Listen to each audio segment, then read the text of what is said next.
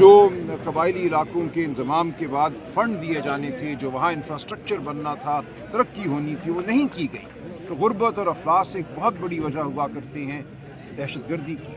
اس ملک کو اگر ہم نے ٹھیک کرنا ہے تو ہمیں صحیح معنوں میں وہ پالیسیاں اپنانی ہوں گی، انسانوں کو انسان سمجھنا ہوگا، ان کو ان کے انسانی حقوق دینے ہوں گے۔ سلمان صاحب یہ فرمائیے گا کہ بہنوں کی ملاقات کے بعد باہر آ کر سیاسی پیغام دینا جیل مینول کی خلاف ورزی اور سیاسی پیغام رسانی جو ہے وہ خلاف قانون نہیں ہے؟ نہیں ہے۔ دیکھیں، میں عرض کروں، کسی آئین میں ہمارے کسی قانون میں یہ نہیں لکھا۔ ضیاء الحق صاحب نے 1978 میں ایک رول بنایا تھا، ٹھیک ہے، جیل مینول کے اندر پریزن رول میں ایک اضافہ کیا تھا۔ یہ ضیاء الحق کا کردہ اضافہ تھا جو مارشل لاء کے دور میں ہوا۔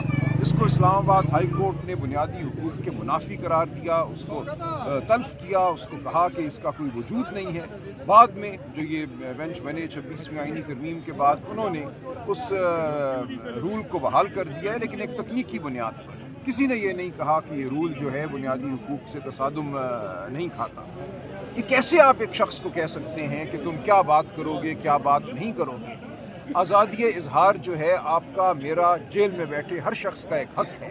میں بار بار یہ مثال دیا کرتا ہوں، ساؤتھ افریقہ جب وہاں ایک سفید فام حکومت تھی جو سیاہ فاموں کے خلاف تعصب رکھتی تھی، ان کو پورا انسان بھی شاید نہیں مانتی تھی، وہاں بھی یہ حق دیا گیا۔ مشہور مقدمے ہیں اس زمانے کے، نیلسن منڈیلا کے حوالے سے، اسٹیو بیکو کے حوالے سے، کہ جب وہ جیل میں تھے تو وہاں کی اس وقت کی سپریم کورٹ نے کہا کہ ہم نے صرف ان کی آزادی چھینی ہے، ان کی زبان نہیں چھینی، ان کا دماغ نہیں چھینا۔ ان کو تو وہاں سے انہوں نے پارٹی کے الیکشن میں بھی کھڑا ہونے کی اجازت دی۔ اس لیے یہ پوری دنیا کا متفقہ فیصلہ ہے کہ جب آپ کسی کو قید کرتے ہیں تو قید کے اپنے کچھ لوازمات ہیں، لیکن ان میں یہ شامل نہیں ہے کہ آپ اس کا ذہن چھین لیں، اس کی زبان چھین لیں۔ اس سے جو کوئی ملتا ہے اس سے اپنی مرضی کی گفتگو کر سکتا ہے، اور اس سے ملنے والا باہر آ کے بتا سکتا ہے کہ اس کی سوچ کیا ہے، وہ کیا کہہ رہا ہے۔ راجہ صاحب یہ بتائیے کہ ایک جانب آپ اداروں کو بلڈ کرنے کی بات کرتے ہیں، لیکن کوہاٹ جلسے میں جس طرح کی زبان استعمال کی گئی، کیا وہ زبان ایک تو مناسب ہے، دوسرا وہ وجہ نہیں ہے کہ آپ کا ورکر احتجاج میں اس کی تعداد اب کم ہوتی جا رہی ہے؟ اور بس کرو سلمان صاحب یہ بھی بتائیے کہ دیکھیں،